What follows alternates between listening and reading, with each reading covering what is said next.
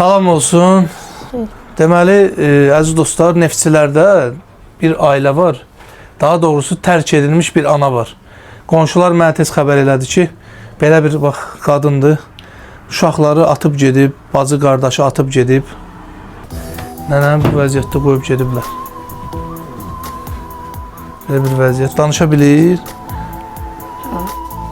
Nə demək istəyirsən buradan uşaqları var?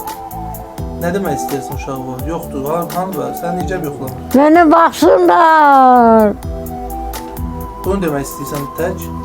Başqa nə demək istəyirsən? Anamı itirmediğine. Həmişə ana olmur.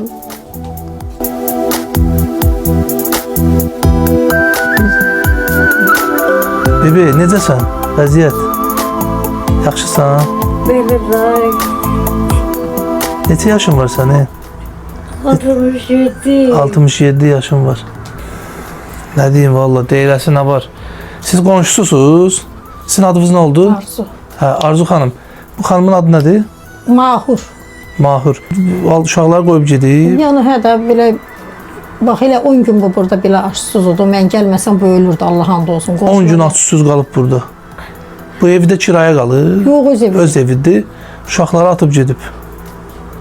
Vay vay vay. Qızı var, qızı oğlu. Oğlu yox, qızı var. Nənə, gəlmişəm. Ürəyin nə istəyirsən alım gətirim. Nə ürəyin istəyir? Nəsə ürəyin istəyir? Ürəyim hər şey, pulum yoxdur yanımda. Rahat ol. Gücüm çatandan sənə verirəm. Ürəyin nə istəsə Allah canına sağ qonşum buradadır. Allah sizdən razı olsun ki, sağ ol, Allah razı olsun. siz baxıcı tutaq xanıma. Necə eləyək? Hərdən birdən gəlib baxıram da. Hərdən birdən gəlib baxırsan. Baxmaq lazımdır ki. Baxıcı pulu sizə versə, baxın da necə olar? Nə istəyir? Deyir baxıcı pulunu almağa bax. Baxıcı pulu şey seçkirini onun şey. Eləyərəm, mən eləyərəm baxıcı pulu. Verərəm ona, o pula görə baxmır, amma mən ona verərəm, o sizə baxar. Yaxşı, narahat olma. Mən də yeməyin, içməyin alaram. Mən vallahi elə əsas onu yeməyin. Ya bilirəm, bu nə üçün pulsuz baxmısınızsa, bilirəm ki, niyyətiniz nədir. Bir şey istəyirsən, hə? Haralsan əslən? Mən Hə, Qubalı. Qubalısan, bir şey istəyirsən, Hələ pul ver onlara.